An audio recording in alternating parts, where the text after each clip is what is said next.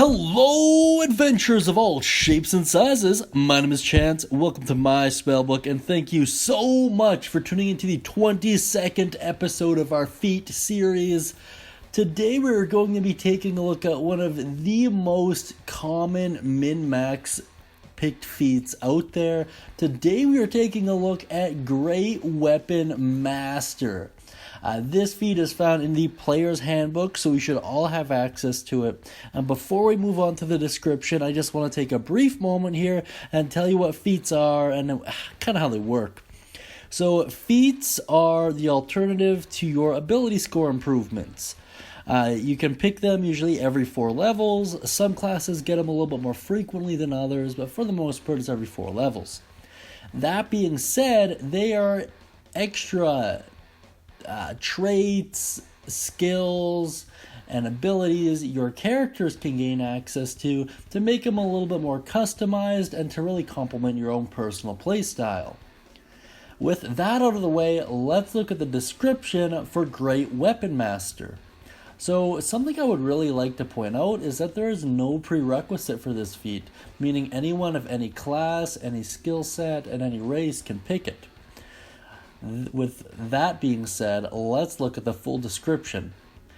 You've learned to put the weight of a weapon to your advantage, letting its momentum empower your strikes. You gain the following benefits. On your turn, when you score a critical hit with a melee weapon or reduce a creature to 0 hit points with one, you can make one melee attack as a bonus action.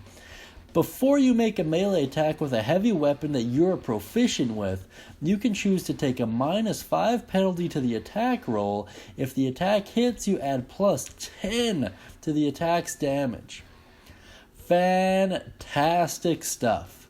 Let's look at a walkthrough so we can kind of understand what's going on here. So, something I would like to point out and get a little bit of clarification on for you guys is the critical hit and finishing blows part, equaling a bonus equaling an attack as a bonus action. This does not have to be immediate. What I mean by that is you could do a finishing blow, move, and then use your bonus action. You know what I mean? So you can move between when you have to use the bonus action attack. It doesn't have to be immediate. So I think that's pretty interesting.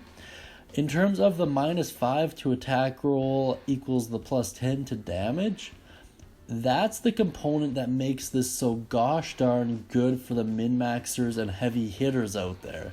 That is a huge chunk of damage on its own, and then you add your damage die, any modifiers you have to the weapon itself, and then you add your personal modifier, and it stacks up quite nicely and can be quite a good hit. Another thing I would like to point out is because of the wording of this spell, it implies that you can use this with melee spell attacks as well. So that's like your green flame blade, stuff like that. So I think that's very interesting too. That being said, let's take a look at my personal thoughts for it.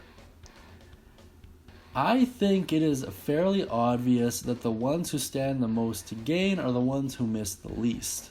I could really see this comboing well if you were, let's say, an elf fighter who is wielding dexterity-based weapons and takes the elven accuracy feat.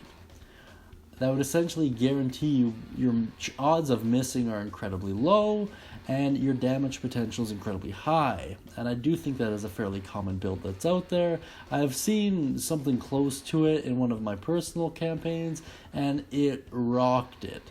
It actually forced me to rescale the encounters to counteract that one party member.